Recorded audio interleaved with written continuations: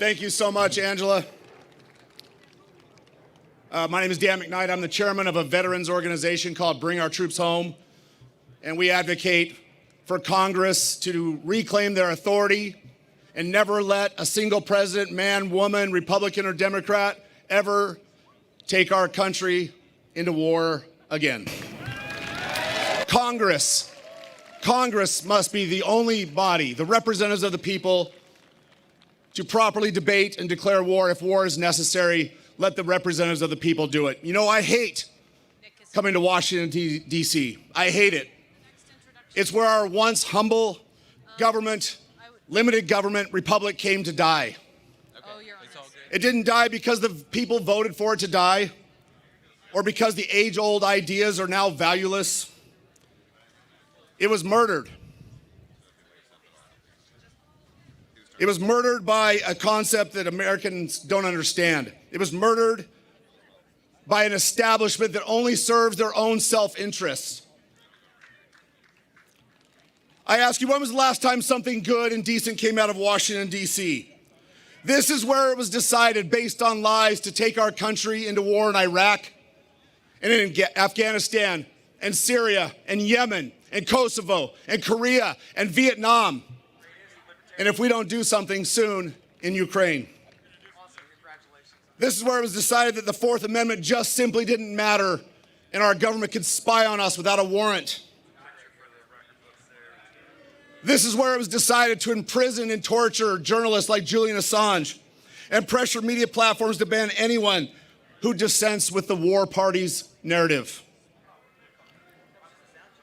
It's my contention that only problems start in Washington, D.C. There are no solutions in this town. So why are we here?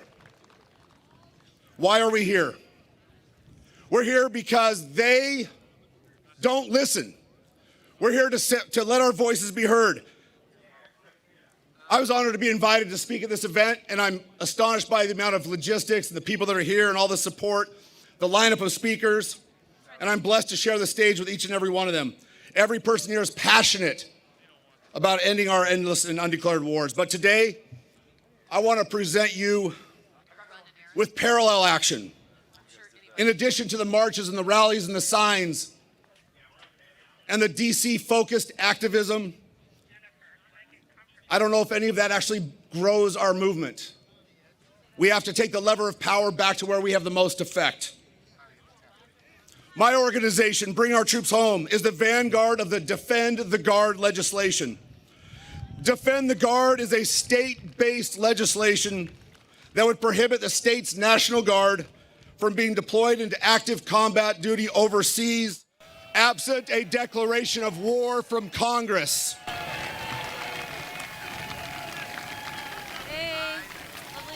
By the way, that declaration of war from Congress is required under the Constitution in Article 1, Section 8.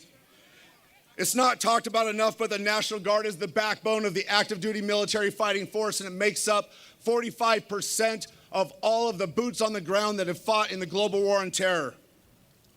Without the Guard's manpower, the Washington, D.C. imperial ambitions would become impossible. If we had Defend the Guard in just a few states 20 years ago, the Iraq invasion would have never happened, no matter how much George Bush and Dick Cheney wanted it.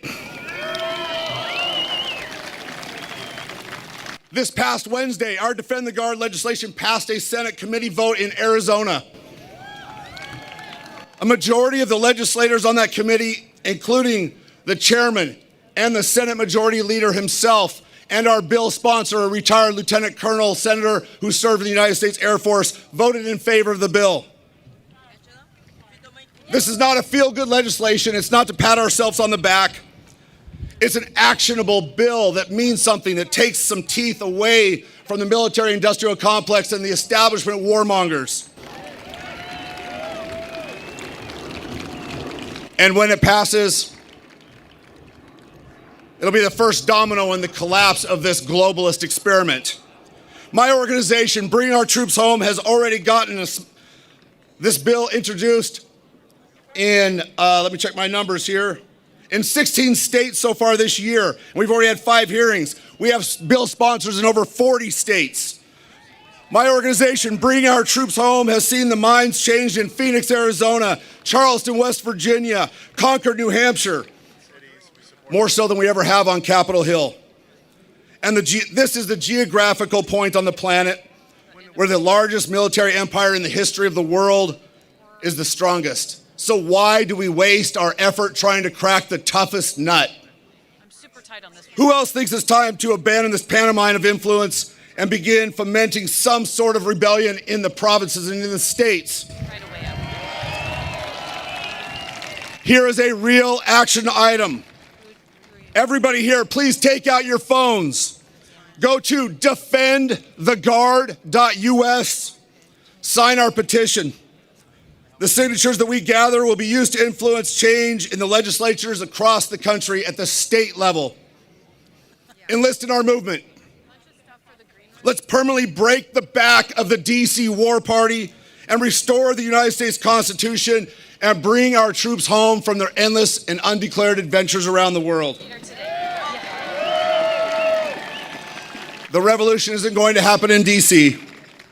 It's not going to happen on K Street.